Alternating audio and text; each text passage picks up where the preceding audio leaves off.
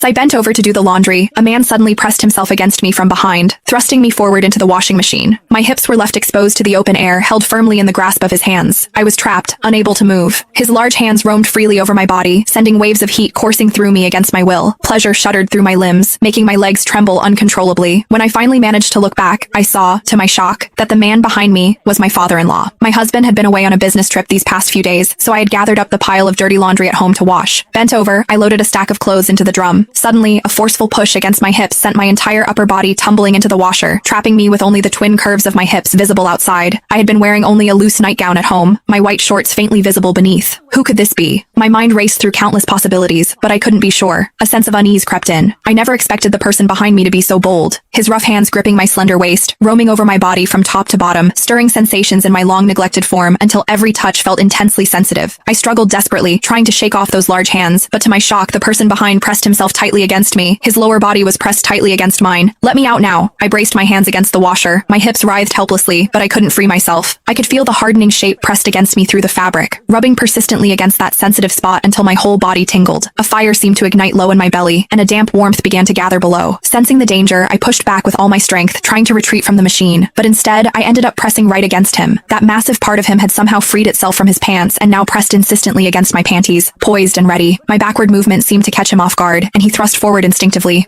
Don't. The sensation nearly overwhelmed me, my legs trembling involuntarily. I tried desperately to squirm deeper into the washer to escape his body, but with every inch I retreated, he pressed forward until I had nowhere left to go. "What are you doing?